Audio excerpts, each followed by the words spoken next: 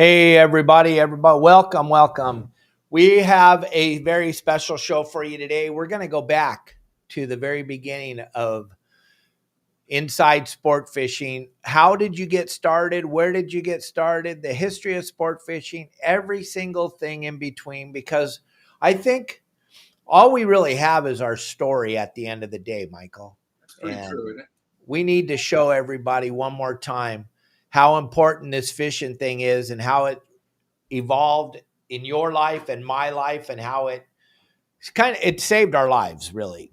But Well, I go back to the opening scene in the history of sport fishing, and it's you talking about when you were what, 3 years old? Yep, my dad putting on my shoes, Your mom putting on your shoes, sitting on the rail, getting ready to go fishing with my dad, waiting for him to come into the San Clemente Pier. Yep. I think that's true for all of us, Dave. We've all had some experience that's similar to that. If you love to fish, a parent or an older brother or an uncle or an aunt or a neighbor, somebody got us involved when we were young. Yeah, it is. So why don't you talk a little bit about where you came from? Because there's a lot of people that know Michael Folks from Inside Sport Fishing. They know you from the history of sport fishing. We've been pounding that on them for a while, but they don't really know who the real guy is. So why don't you just tell us a little bit about yourself? Well, thanks, Dave. And again, thanks for having me. I appreciate being here, and thank everyone for tuning in. It started back east. I was born and raised in the rural foothills of Virginia, and I was given a plastic fishing rod and reel with a plastic hook that was probably this big and this thick when I was, I think, 3 or 4 years old. Barely could walk. And our neighbors, about 2 blocks down from my grandparents' house where we lived, had a little goldfish pond. And every single day, I would take my plastic rod and reel and hook and go down there and spend the day at the goldfish pond trying to get these goldfish to eat a hook that was 5 times bigger than they were. But my grandparents would call down to the neighbor and say, "Hey, have you seen Michael? Yeah, he's out there fishing the goldfish." But I started putting Velveeta cheese around the hooks, smearing it on the hook, and I'd get them to nibble. So I figured, bait's pretty important. So I've been basically chasing fish since I can remember, 3 years old, 4 years old in Virginia. And then my dad transferred out here to the West Coast in 1958, 59, when I was, 9 years old, 8 or 9 years old. And I fell in love with Davies Locker right across the street from where we lived, and pretty much spent my youth at the docks at Davies Locker number 2, which used to be down there by where the Reuben E. Lee is now, next to the corner of the PCH in Newport Bay. And I'd clean skiffs, and I'd scrub the docks and just work my ass off. So on Saturday morning, I could go out and fish on the half-day boat Westerner, and I'd fish all day Saturday, half day, and I'd bring all those fillets home and fillet them out and take them around the neighborhood and sell them for 25 cents a piece. And then go back and do it again on Sunday, do the same thing. And that was my life, pretty much, was after school and weekends was fishing. So it's pretty much been in my blood since I can remember. And somewhere around 15 or 16, somebody introduced me to a thing called women. And I kind of changed my course of direction and spent a few years off the water on the beach. And then I was working down at the Sawdust Festival here in town. And a kid that was doing maintenance around the festival was a big fisherman. And he started showing me pictures of these giant stringers of calicos that he was getting off Laguna. And I went, I want to go. So he took me down to the beach. We pushed a skiff out through the sand and rowed out to the kelps. And we started slow trolling with these Rapalas. And I guess they were, what is it? Double. It's like a double. I can't for the heck of me remember. Spoon. It kills me. I can't remember the name of it. But anyway, we were trolling and just got these giant stringers of calico bass off the rocks there in Laguna, and a great white shark came up behind us. We had it on My God! We had a fish on the stringer, and he came up and ate the stringer off the back of the boat, probably a foot and a half from the stern, and just came up and munched the whole stringer. So that that was a pretty fun. It's time to go in. We need a bigger boat. Yeah, really. Yeah. So after that, it was just fish for fun for a while, and played sports in high school, and wasn't sure what I wanted to do when I got out of high school. So I spent a couple of years pounding nails. I was a laborer at a contractor, big development job. And after a couple of years of pounding nails, I went to work at the nursery down here in town, plant nursery. I loved that. Best per hour job you'll ever get in your life. But I realized I didn't want to punch a time clock for the rest of my life. So I said, I better get back to school. And I went up to Orange Coast College and filled out the applications and circled a bunch of classes. And Friday afternoon, I had a 1-unit class called Introductory to Filmmaking 101. And I walked into the studio, and after 3 or 4 years of not having a clue what I wanted to do with my life, when I walked into that studio, my legs literally collapsed out from underneath me. I sat in that chair and looked at that screen. And I said, all I want to do with my life is put pictures on that image, pictures on that screen. And I went home and told my dad. He threw a Wall Street Journal in my face. I'll never forget it. We were having breakfast. I said, Dad, I want to be a filmmaker.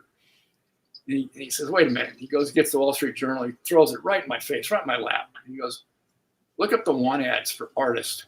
There are none. Get real, get a job, learn a business. And so, in spite of all that, I stayed with it. And put myself through Orange Coast College, started getting some side jobs, worked on, I think my 21st birthday, I was the first man on the crew for a low budget production up in LA. I was there at 5 a.m. with hot coffee. And I was the last one to leave at midnight after I had to clean up the set. So I was working, and I had to drive to LA from Laguna. So it was a lot of hours of unpaid, what do they call it? Internships back in the day. So I did that for years, and then started getting a few odd jobs and, just picking up work wherever I could get it. And I'll never forget a guy that owned a photo shop in Corona del Mar called, God, I can't remember, Howard Folsom.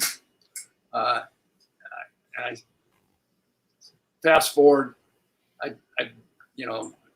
was out of school for a couple of years, did a lot of work in the industry. They invited me back as a teacher based on what they call a vocational certificate. So I'd earned enough credit in the field that I was in to come back and teach. So they asked me to come back and teach filmmaking at Orange Coast College, which I started doing. And one of my students was an older gentleman named Howard Folsom. And he said, listen, I went on a 16-day trip on the Royal Polaris, and I've got all this footage, and I don't know what to do with it. I said, well, bring it in and let me look. So he brought on all this old 16mm footage that he'd shot, but he hadn't a clue what he was doing. He had no close-ups. He had no cutaways. It was just a massive, a massive one shot of everything from a distance. So I said, listen, there's not enough material here to cut. If you get me on one of those trips, I'll go with you and I'll show you how to shoot it and we'll make a film. So he talked to Frank, and Frank invited me on the boat with Howard, and we went out and I filmed all day for 16 days, and we went back and cut together The Ultimate Challenge, which was really the beginning of my filmmaking in sport fishing. Was The Ultimate Challenge. I think that was in I want to say 78. I can't remember. But that film was spectacular. It still is. People still love it. Frank still talks about it. And that kind of was the predecessor to starting the Inside Sport Fishing series. And I did that by calling around. Penn wouldn't give me the time of day. And Shimano had just come into the game. And Toyo was a young grandson of the Shimano family, was in Irvine. I ran into him at the Fred Hall show, and I said, hey, I'm like to start a new television series here locally. And he goes, yeah, what do you have in mind? I said, it's the local fishing show. And he said, well, and I said, would you like to be involved? And he goes, well, involvement usually has green attached to it. So what do you have in mind? I said, I don't know, let's make it work. So they invited me over to the factory there in Irvine. And as soon as I walk in, he goes, hey, we got these new bass rods coming out in the parking lot with us. And so I went in the parking lot, and he and Dave Pfeiffer were making these casts. He goes, throw the plug. And I went, all right. So I threw it a few times. I hit the targets, And they go, okay, you know how to fish. Come on, let's go in and talk. So they gave me this little audition in the parking lot to see whether or not I could throw a bass plug and hit the white lines. So that was the start. Shimano stepped up. They're the first ones to provide any money for me at all. And we started making the Inside Sport Fishing series. First show was out of Long Beach fishing barracuda. And we just kind of evolved from there, and it just kept growing, and Ford got involved, and I basically had Ford and Shimano for almost 30 years as my two primary sponsors. And that was a pretty good run. We got over 300 and some shows done, and we were cranking out 26 half-hour episodes every year. And then digital media came into play, and social marketing started to take over, and they didn't want to advertise anymore on a pre-recorded television series. So they said, come up with something fresh. I came up with an idea called Cold Group, which was basically what you're doing now for all intent and purposes, Dave. It's basically providing up-to-the-minute fish reports directly from the boats and from the captains. And we'd worked on that for a while. It was starting to develop. The boat said, well, if we're going to give you reports, what are you going to do for us? I said, what do you need? They go, we need a better website than what we've had. So we started, we built a couple of websites and put the reservation system together, and it was really starting to fly. But the technology was old. I'd hired a couple of guys because I didn't know anything about it, that I trusted, and they turned out to be, just spin control guys. And they developed a platform on an antique technology. And they were the only ones that could maintain it. And I wasn't about to let these captains that I'd spent my whole life working with and being a part of their industry to turn over their business to two guys that couldn't replicate what they were doing with anyone else as a backup. And there was no redundancy in their system. The system was totally dependent upon those two men, and one of them in particular. And I just wouldn't do it. So that all fell apart. And I had this harebrained idea for years about doing a tribute to the history of sport fishing, sort of like a tribute to tuna. Right.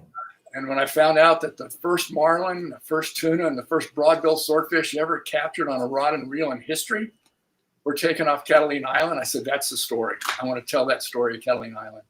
So that was the idea to start off as basically Endless Summer meets Ken Burns. And I wanted to make a high-energy fish film, surf film, basically.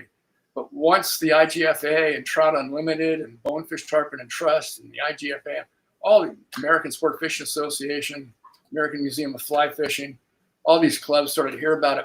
People were opening up their vaults to us, and they said, basically, we don't have any money. We can't sponsor the show, but we can sure give you access to the history.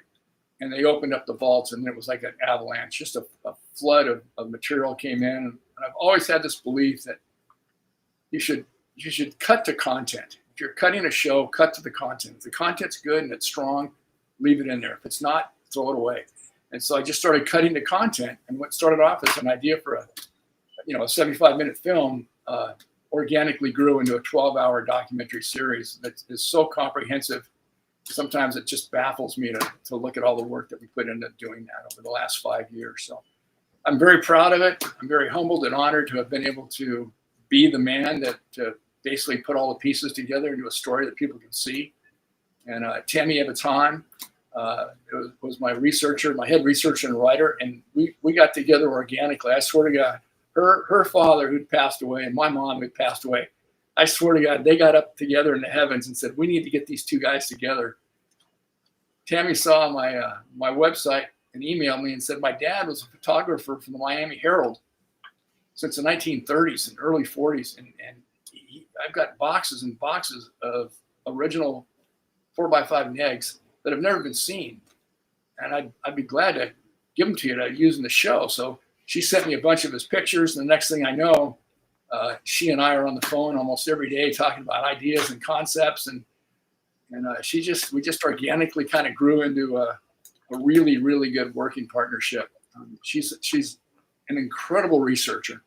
I'm, on the other hand, it's just, I'm a nutbag when it comes to details, but she dives deep into every single subject. And without her, the show wouldn't have been anywhere close to what it is. And also Dr. Terry Battisti, who was a Southern California guy. He was a nuclear physicist, if you believe it, and he got transferred back to Virginia, and he works for the government. But he's also a bass archivist, and he had forgotten more about fish and bass and the history of bass than I think any man alive. And so he got involved and brought in Ken Duke, who had interviewed Ray Scott, who started BASS. And so we went right back to the source of the beginning of BASS, and Terry and Ken Duke just provided such an amazing background for our freshwater bass fishing segments. And what I thought was going to be maybe a segment or two turned out to be three episodes. So it's a pretty cool story. If you haven't seen it, if you love to fish, please, it's like David was saying earlier, it's $4.99. You get everything. So take a look. I think it's a binge watch that you could thoroughly enjoy. It's all about how fishing wove itself into the very fabric of America's soul, from the earliest colonists that came over here and had to fish for survival. Because if you didn't fish, hunt, or farm, you didn't eat back in the day. So fishing was an intricately important part of survival. And then how that act of survival evolved into a sport is a pretty fascinating story, and how they went from cane poles and bobbers to 2-speed reels and spectra. So it's a fun journey through the history of sport fishing. We cover every aspect, fresh, salt, everything in between, and I'm very proud of it. And I hope if anybody tunes in and watches it, that you'd enjoy it.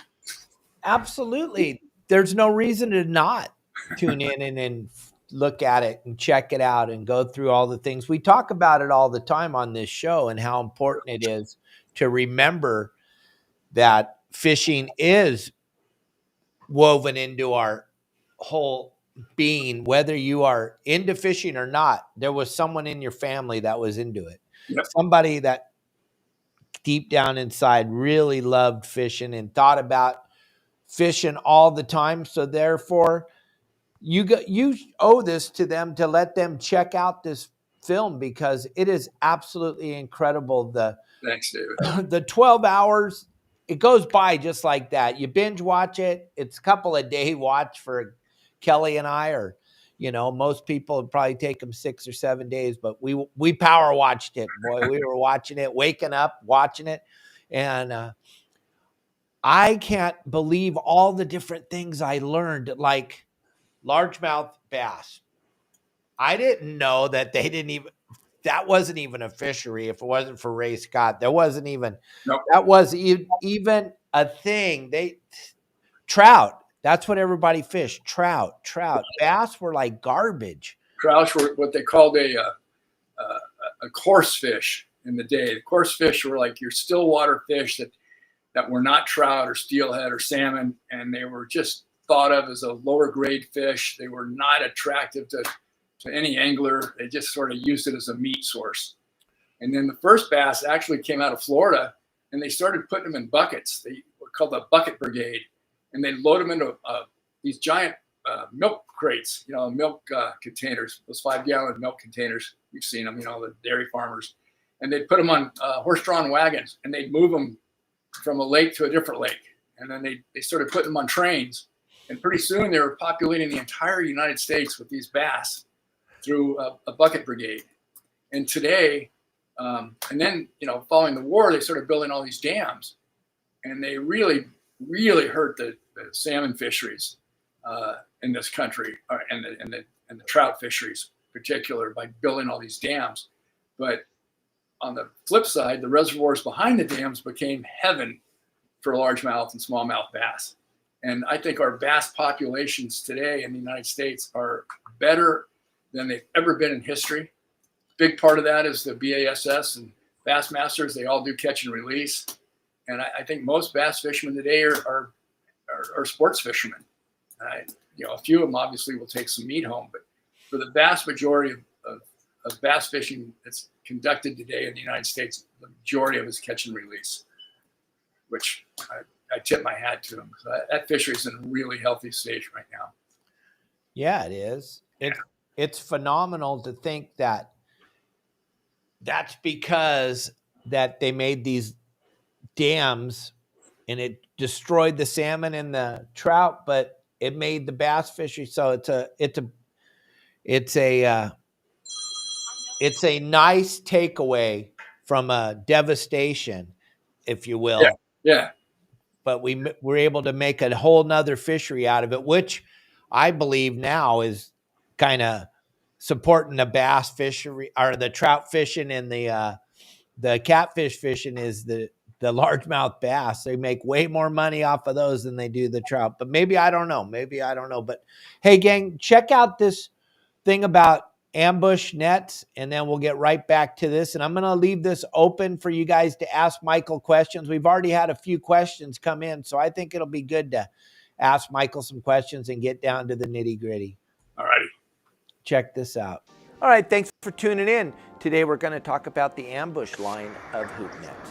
We're going to start at the bottom and work our way to the top, or start at the top and work our way to the bottom, depending on where you're at your level of hoop netting. First of all, we're going to talk about the new Ambush XL Heavy. Now, this thing is an animal. This thing, most of us for years have had to put weights in the bottom of our nets to get them down to the bottom when we're fishing over 100 feet of water. Well, the guys at Promar have come up with the most phenomenal design. This thing right here, this thing by itself weighs 14 pounds. This is a big piece of metal right here. This thing's gonna sink like a boulder right to the bottom. You're not gonna have to put any weights on them. You're not gonna have to worry about that anymore. This thing's ready to go. If you guys are fishing in the deep water, the new XL Heavy is gonna be your go-to ambush net. Next, the Ambush XL. This is a phenomenal net, giant opening at the top, much bigger than the original Ambush. This is gonna be for those of you with enough deck space that can handle these XL. Because like I've always said, I've never had enough of anything, and I've never had enough of an ambush net.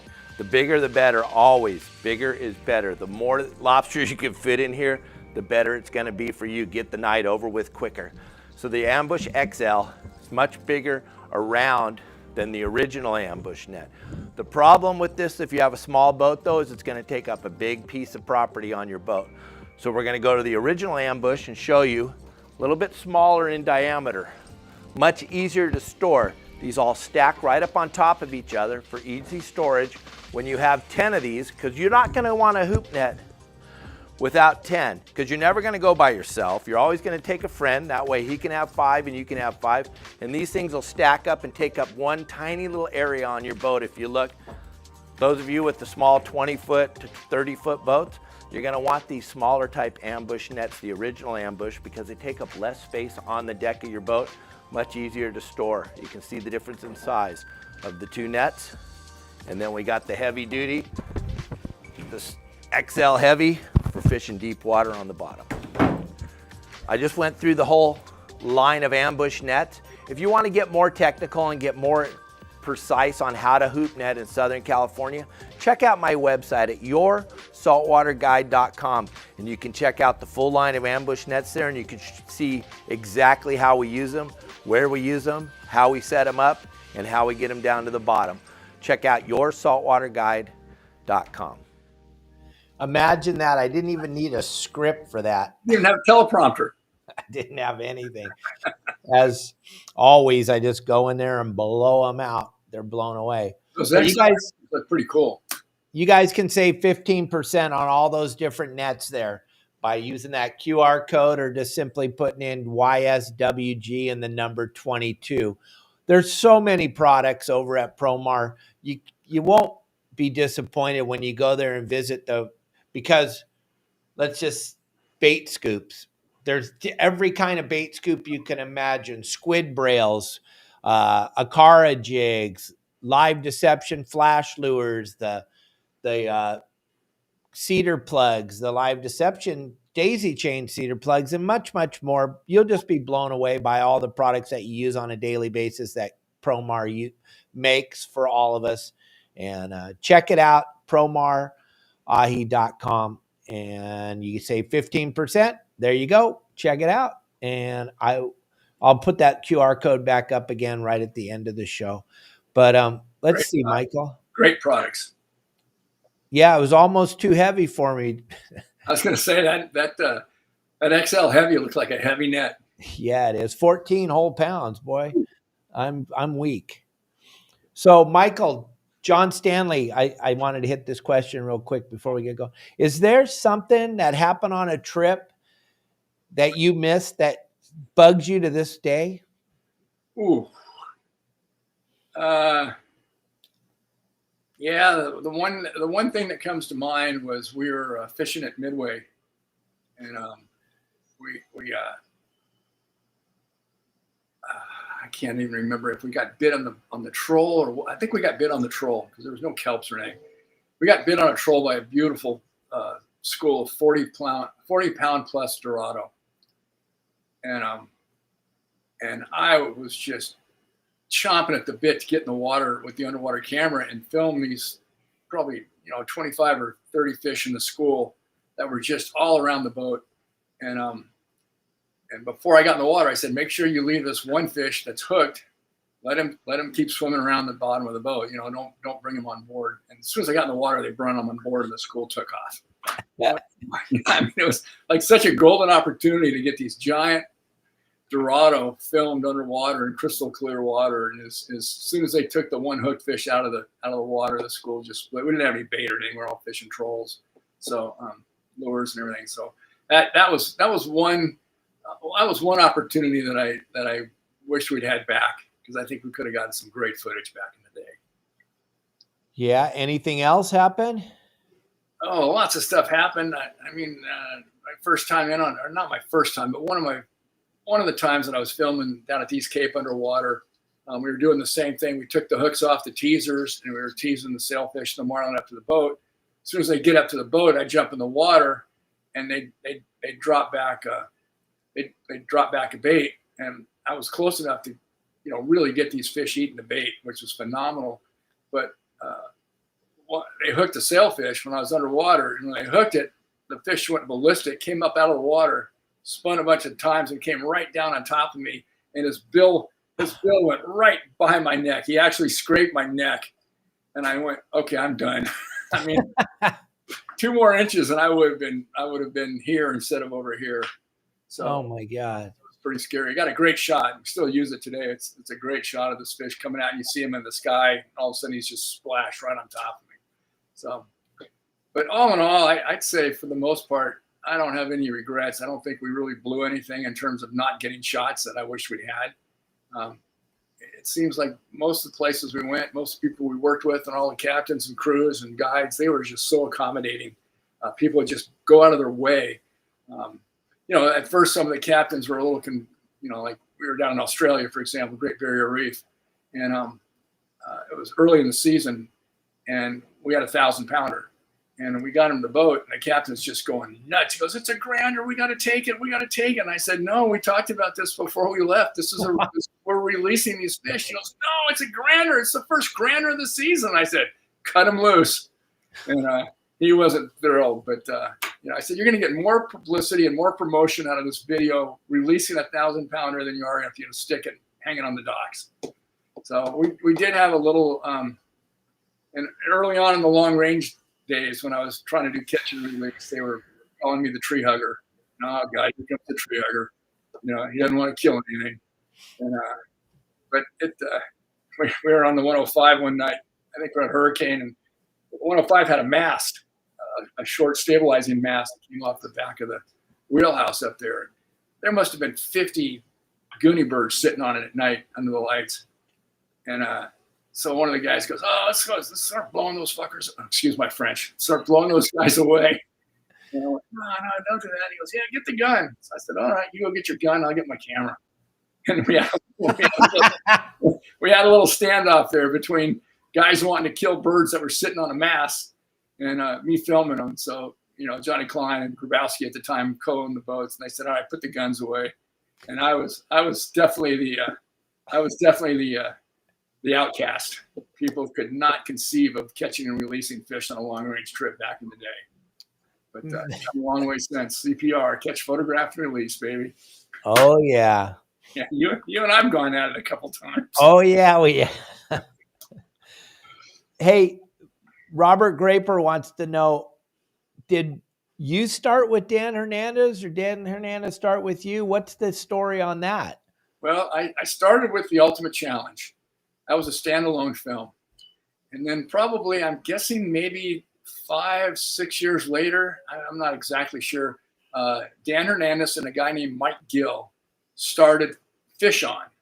And Dan was the host, and Mike was the producer, and they'd hire cameramen and stuff to go work with him. And somebody called me and said, hey, there's a new fishing show on. You ought to check it out. And I looked at it, and it was horrible. I said, oh, my God, this is not right. So I looked them up, and I called them, and Dan Hernandez and Mike Gill met with me up in L.A. At one of the Holiday Inn there that's right off the 405, the big round one as you go up to the valley. That's where we met for lunch.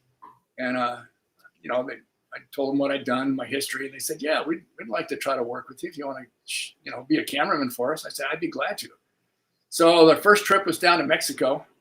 And it was a 5-day trip down to the East Cape. And I was the only cameraman, the only shooter, the only audio guy. It was all on my shoulders. They just partied like animals, and I was worried about everything. Focus. You can't take the cameras inside the air conditioning because they fog up when you take them back outside in the heat. So you've got to leave the cameras outside or put them in a shower that's got a window so they don't get too heated up. Those metal heats up, and it takes hours for those cameras to decompress, if you will. So all sorts of issues. But yeah, I started with Mike Gill and Dan Hernandez. I did the first couple episodes for them at the East Cape, which turned out really good. They invited me to do a few more shows with them, which I did. And then after a while, I realized I just really didn't want to work with those guys. I couldn't see the future with the way they did it, the way they approached the business. And I ended up doing 26 half-hour episodes of Fish On with Mike Gill and Dan. And about halfway through that process, I told Mike, I said, I can't work with you anymore. I can't work under these conditions. And he said, well, what do you need to do? And I said, it's not authentic. And he goes, oh, I'll get rid of Dan. You take over. And I went, no. Let Dan do his thing. I'll just find something else to do. And after that, I started my own series. And that's when I rode to Toyo Shimano and Dave Pfeiffer, and they were the first ones to step up. So yes, you're right. It actually started with Dan Hernandez and Mike Gill. Nice. Yeah. Now, Ryan wants to know, do you got any lures that hanging up back there that you think would work today? I think every one of these would work today. I wouldn't want to throw them and take a chance of losing them. Right. Most of these, if you look at them, they've just been chewed to death. I mean, these were baits that were they got bit wide open. No, I didn't forget. We're going to go. We're still doing it. You won that. You're going to go with me. We're going to go to Michael's house, and we're going to go for a tour. Marley's awfully wound up today. I've never seen him move around so much. I'd say he's really active. Yeah, he is. I don't know what he's got. Dan is. Yeah, we're not going to say anything bad about Dan. Dan's a great guy. Yeah, Dan is Dan, and Michael's Michael. Yeah, and we've gotten along. We've gotten along great ever since then. Our chemistry just wasn't quite right. And I tip my hat for everything he's done. He's done a lot for kids, and he continues to do a lot for kids. And he's Dan Hernandez. What can you say? Yeah, he's been around for a long, long time. Yep. Yeah, I didn't forget. I think about it all the time. As a matter of fact, Matt, I think about you and me going to Michael's house all the time. I don't know. I just got so much stuff going on all the time. I never forget, though. Well, Matt, are you local here? Is he local, Dan? David? He's local. Yeah. Well, if he wants to come by without you, that's fine. If you guys can't coordinate a time, just give him my number and have him give me a call, and we'll set up a time and you come by and take a look. Because it's really an amazing room. It's absolutely incredible. Yeah, it kind of knocks your socks off when you first walk in the door. You just go, because it's just an accumulation. I've been collecting tackle since I was, kid, like 25 years old. So I've been collecting tackle for 50 years. And it was all stored in a garage. This was my garage. And it was so full of stuff you couldn't get through it. And finally, my wife said, we got to clean out the garage, and you got to move your office from the middle of my house to the garage. So we cleaned out the garage. My brother-in-law, Danny, came in and did all the drywalling. and reframe things. And he came up with the idea about having the roof, the rods up on the roof, a thatched ceiling. I wanted to do maybe like a thatched bamboo type of look on the roof. And he goes, no, let's put up some racks and we'll put all the rods up and they'll funnel to the top, and that leaves the walls free for pictures and stuff. So it's quite a room. It was quite an ordeal putting it all together, and it's just got great vibes and great energy. And every single item in here tells its own story. I mean, you could spend days in here and not fully appreciate or absorb all the energy that these old artifacts have. And they just radiate. It's like when you go to the Tuna Club in Avalon, you just walk in and all that history just radiates at you. So, yeah, anytime. All right. And then there's so many different stories with all that stuff that's in there. Matt, you're going to be blown away. Like Michael said, there's just every single thing tells a story. Like those reels behind his head, he goes from the very biggest pen at the time down to the tiniest pen at the time, and they all got a story. 16-aughts all the way down to a 1-aught, starting in 1936 or 34, I think, when Penn started building the Senator series. So that's a great, that's a flagship piece in the collection. Is that entire line of Penn Senators. Finding the little ones was hard. Finding the 1-aughts, the 2-aughts, the 3-aughts, those were hard reels to find. But the 16s and the 12s and the 9s were pretty common, 6-aughts, but the smaller ones were harder to find. So it was fun. And to me, finding this stuff is 9/10 of the thrill of the catch. It's just going to the swap meets and garage sales and antique stores and always nosing around looking for something that somebody might not quite appreciate. Yeah, it sucks, Jeff, that the guys broke into the place where Dan keeps all the rods for the kids, all the stuff. They've done it a couple of times, but we're living in a country where we don't enforce the law. So you're going to have that problem as we go along. Michael, I said we weren't going to talk about it today, but I can't help it. It is what it is, gang. And if you're planning on voting on Prop 50, I sure hope you're voting the right way on that. There's only one option for Prop 50. And you listen to all the politics, you listen to all the spin, you listen to Newscomb and all those guys tell you what and what's it going to save and what's it's going to protect. The bottom line is you have to ask yourself one question. Do you want water in your fire hydrants? If you want water in your fire hydrants, vote no. Period. Don't have to think about anything else. Just think, do you want to have water in your fire hydrants when needed?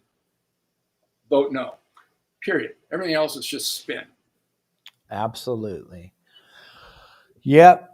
It's quite amazing that I don't get it. I don't understand it. It's taken decades, David. It's taken decades of the far left extreme view of government to get us to where we are today. It's taken at least 30 years of active planning for planting the seeds. And if you say something long enough and repeat it enough times and through enough different sources, people are going to start to believe it's true. And it's taken 30 years to indoctrinate a lot of young people in this country, as well as a lot of older people. I'm as liberal as they come when it comes to social rights. You can do anything you want. I don't care. Just do it on your time. Don't ask me to pay for it. But I think we're at a critical junction right now. But you look at what happened after that horrible assassination of Charlie Kurtz and his wife. That was one of the most amazing speeches I've ever heard in my life. She just brought me to tears.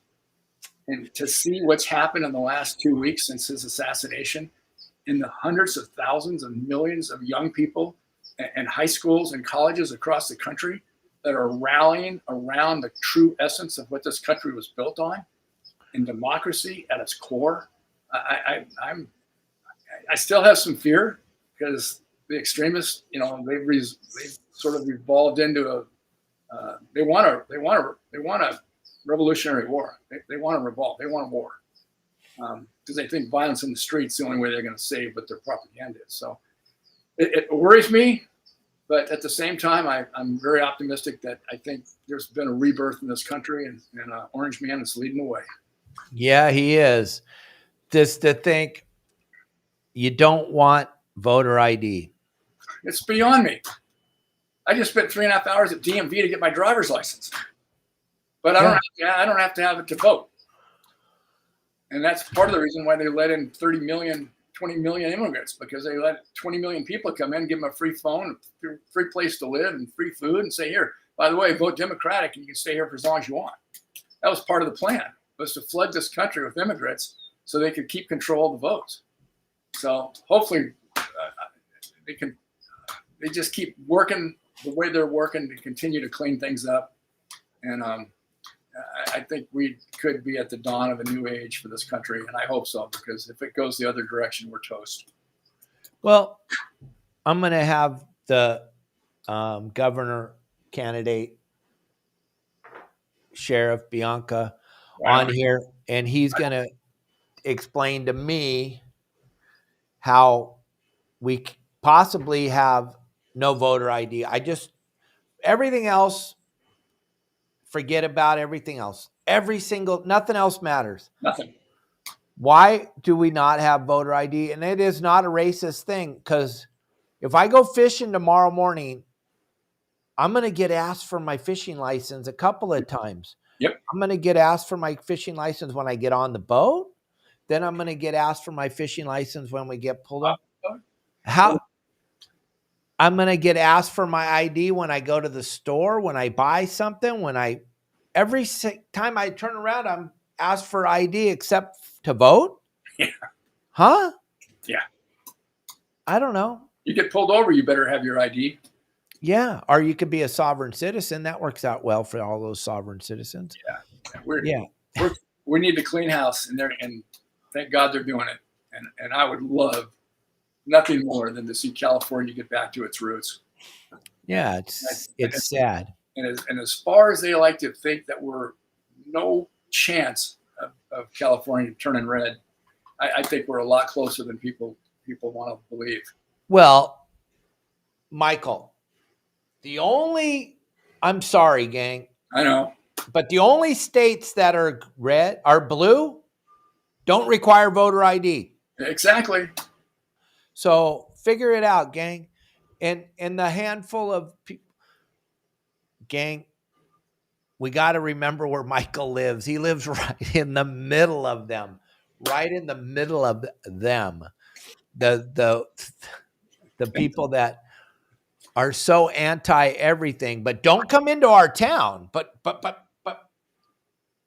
we'll give it all away, but not here, not Laguna. Yeah. But I mean everywhere else. I mean, let's go. Let's come on in everywhere, but not. No. We're Laguna. Laguna's okay. Laguna's. It's so weird. They talk out of both sides of their face. It's everything that the left accuses Trump and the Republicans of doing. That's exactly their game plan that they've been doing for the last 30 years. So whenever they point a finger and accuse someone of doing something that they don't like, it's what they've been doing. So basically, we've torn a page out of their playbook and said, here, all right, that's the way you want to play? We can do that. We can play. And I just think it's just, we hate talking politics, but especially on a fishing show. Except fishing is so political now that it's just sad. And yeah, you have to be involved or we're going to lose it. We got to get involved. And that's the other thing. When you look at those people, when we all got in and we all went and we watched what was going on at the Fish and Game Council. Yep. And we were like, wait a minute, we didn't vote for these people? No. Please. They were appointed by the governor. And guess what the governor wants to do? Abolish fishing. Abolish fishing. Abolish usage of any natural resource. It's insane. So it just comes down, if you want water in your hydrants, vote no on 50. And we've got to get voter IDs. Yeah, you got to get voter IDs. I mean, that's the number one thing. You got to have an ID to do anything in the In the United world. States, but vote. Yeah. But vote. And you can tell they're hanging on to this blue whatever because they don't require voter ID. It's very, very simple to figure it out. You bring in 1 million plus people in each city, that swings the vote. Yeah, but you know what, Michael? I don't even think it's the vote swung. I just think I'm sorry, but I just think it's so blue. I mean, it's so fixed because of no ID. Yeah. I don't even think people actually believe in the shit that they vote for. I just think we're bamboozled. I mean, how in the hell did California pay for the highest gas in the country?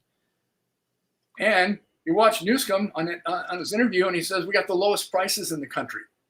I mean, how can you look at the price and then have him say the exact opposite with a straight face? But he's got a lot of this going on. Yeah. You know? Yeah, let me tell you, we got the lowest prices. They just lie through their teeth. So anyway. Yep. Anyways. Talk about fly line and anchovy. Yeah, let's go get bit. Let's get bit. Bit on a boiler rock on 15-pound string on a fly line anchovy. See if you can get them off the rock. Yeah, in Laguna. No, not in Laguna anymore. You can't fish here. Or you can't fish many places at Catalina Island and on up and down the coast. And their goal, Frank says it in the film. Frank talks about going to meetings 15 years ago. And they told him flat out, our goal is to abolish the sport. And that's the commission that's been hired by the governor with the goal of abolishing the sport. So I hate talking about it, but if we love to fish, we got to rally around each other and make sure that, your vote counts. Every single vote counts, and don't think it doesn't. Especially our votes. It's just, well, until you put voter ID in, our votes don't count. You're not gonna get me to tell you that your vote counts if they're not required to have voter ID. You're not gonna tell me our vote counts. I'm sorry. As long as we don't have voter ID, the ballot boxes are already stuffed. Right. That's how they do it. Yeah, that's like you said. Every red state or every blue state has no voter IDs, and that's why they were flying these people in by the tens of thousands. They were flying them from the border up into these Michigan states and other states that they really wanted to, what they call a swing state. They wanted to make sure that they had a huge population of illegal immigrants that were not required to have a voter ID that they could vote. And if you're handing somebody that's just into this country a phone, food stamps, medical care, housing, why would they vote against you? They don't care where it's coming from or who paid for it. They just know they're getting it for free. Oh, yeah. And there ain't nothing for free. It ain't for free. No. It's not for free. No. And there was 150 of us that showed up to talk at that meeting, and they only let 50 of us. We know there was way more than 150 of us, but they only let 50 of us speak because they didn't want to pay for any more people to speak at that meeting. They would have had to pay more money for more people to speak. And the law clearly states that every single person should have the ability to speak. But they said, oh, only 50 people want to speak. Well, we know Your Saltwater Guide brought 150. And what's the next issue on the docket? Well, they don't want to talk about it. They just want to slide this through, but they want to abolish live bait fishing. They're on a mission to abolish live bait fishing. We fight it every year. And this year they got a little bit of traction because unfortunately there's dumbasses out there. I'm sorry. That were pissed because there wasn't enough bait at the San Diego bait barge. So they were posting, oh, the bait. There was plenty of bait. There was too many people fishing. Nobody thought about that. No one looked at that and said, Hold on. Wait. Whoa, whoa, whoa, whoa, whoa. The bait boats can only carry so much bait. They are fishing every single day, catching bait every day. The boat is only so big. But no, there's a bunch of dumbasses that were out there talking, and they're like, oh no, there's no bait. There's bait everywhere on the coast except in San Diego, where everybody was fishing at. There was plenty of bait, but we will kill ourselves. We will. If you let us, we'll just shoot ourselves in the head, the fishermen, because we're so goddamn dumb. We will fight with each other. We'll get up there and we'll scream and yell, and we'll just, I don't know. I get so pissed at all these people that are out there talking, and they don't know people are listening to them on the other side that want to close fishing. And there were some big names talking about, we're out of bait. We're out. God, no, we weren't. And you got to realize and remember too that these guys are out making bait at night, and they're fishing just like you and I out and go fish. There's no guarantee that they're going to get it. I mean, it could be there and they can't wrap it or they can't get to it. So it's not that the bait doesn't exist, but they may have had a couple of bad nights where they couldn't make any bait. Current was wrong.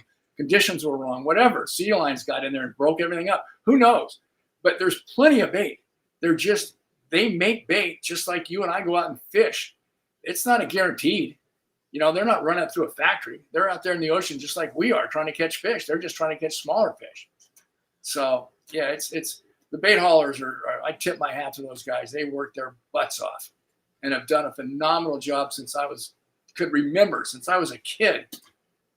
Every single time, with the exception of a few days when you go to the receiver and they're out of bait, but almost without fail, these guys keep the bait receiver stocked and they keep our fleet well oiled.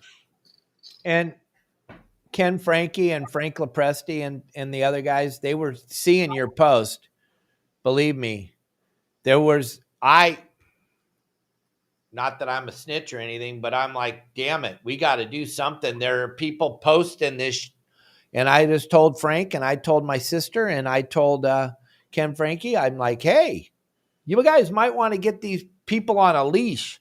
These are, unfortunately, they don't understand what they're doing, and they're destroying our industry because they think it's cute that they got to have a platform and speak for a few minutes on a problem that doesn't exist.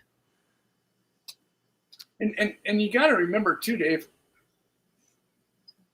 I'm guessing, and I can't say for sure because I've never done a study on it, but I would say that at least 50+%, if not more like 75%, of all the bait that's brought onto a sport boat in a given day, all of that bait, 50 to 75% of it is released either through chumming, when they're chumming all day long, or at the end of the day when they pull the chute, just let all that bait go. So all that bait's getting returned to the ocean. At least 50 to 75% of it, if not more. I mean, you think about how many hook baits a guy can put on a hook in a day, and how many thousands of pieces of bait are brought on that tank. And what happens when they're throwing each other? They're brailing that stuff. Those are all free swimming baits. So yeah, my dad used to say 80% gets released back 80%. Into the water. 80% every day, all day. But really, in the big scheme of things, we don't even touch the bait. We don't even touch the food fish. The fish that's out there, we don't even touch them for bait. My God. It's a fraction of a percentage. Oh my God. It is such a small, it's not even a percentage. It's a fraction of a percentage point. Yeah. It's not even worth talking about, but they keep talking about it. And I have to stand up for my industry, and I have to call the people out. And I'm, Frank and Ken Frankie and Donna, and those people don't have time to look at all the stuff that's going on all day, but I do. I see all the stuff that's going on social media every day because I make my living on it. And you guys are killing us. you guys are killing us, Ken, Frankie, and Frank and Donna, and those people get involved because they have to, and they stay involved because they want to keep our fishing reopen. And then they get an alert that, hey, this idiot's making a comment, and the gang's running with it. And they're like, what? They're saying there's no live bait. I'm all, yeah, there's you got big people that we give big money to that are saying it. What? And they get on there and they're like, what in the hell is going on? It's just crazy. It's all the ammunition the other side needs to ban bait. Ban live. Look at all these posts we've got of no live bait. Even the fishermen are saying there's no more bait. You got to be smart, guys. Words matter. They really do. And if we think on the keyboard, nobody's going to see it. Nobody's going to know who we are. It's not going to make any difference what we say. It does make a difference. Why are you, if you don't think why are you posting it? Yeah. Because and Carl there on Air Pelikia, I think, posted the other day that he says there are miles and miles, acres and acres of bait between the mainland and Catalina. He said it's just as much bait as he's ever seen in his life. So the bait's there. It's just if the bait receiver, the bait hauler have a bad night, there's no bait the next morning, don't worry about it. Exactly. Let me show you something that was filmed Sunday. Okay. My buddy caught 6 marlin between Catalina and the beach. And this looked like the finger bank down here in Cabo. This was going on at the 14-mile bank on Sunday. That's 2 days ago. My God, look at them. Look at them. Oh, there's like 6 of them. Oh, look at them all. Oh my God, look at them. Look at them all. They're everywhere. Oh my God, right here. Oh, right there. Oh, look at them in the water right here.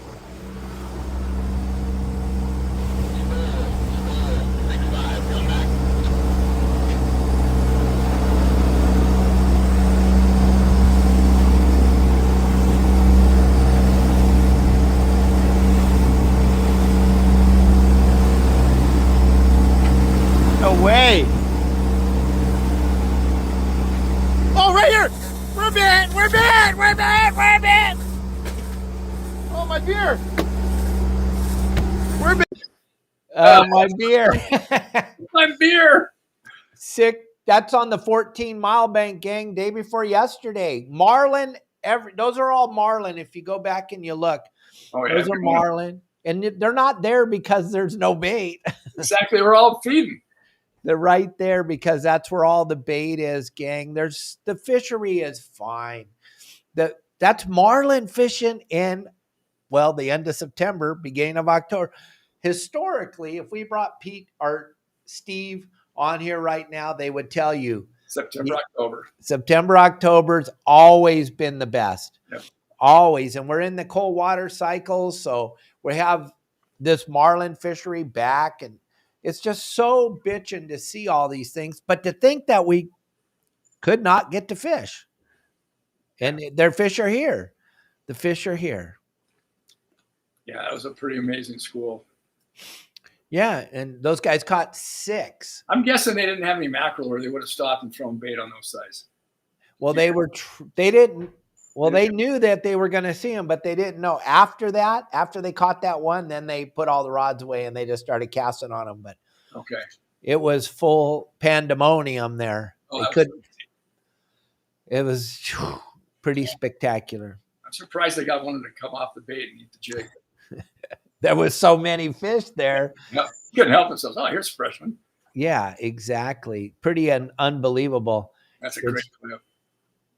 Great clip, especially being 12 miles off the beach in Newport. Yeah. Hello. Yeah, exactly. In that toxic water where there's not supposed to be any fish. Yeah, that's as good as it gets at Mac Bay.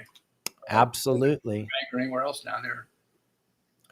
Well, gang, I want to thank you all for watching today. I hope Michael and I touched on it a little bit on what we need to do to keep fishing, but also about the passion that is fishing and how excited we all get about it. It's very, very important to understand that. Vote no on 50 and take a kid fishing. Absolutely. Cool. So thank you all very much for watching the show today. I hope you enjoyed yourself, and please, we'll be live again tomorrow morning. We're going to go live with the guy fishing in Florida for an hour or so at 7 o'clock tomorrow morning. We'll be live, and then we'll have our Okuma show at 12 o'clock. But in the morning, we're going to be live at 7 o'clock with the guy I met in Florida named Kyle, he's got a charter boat business, and he's going to be fishing live there, and we can talk to him and see what's going on. All right. Thank you, everybody. Safe.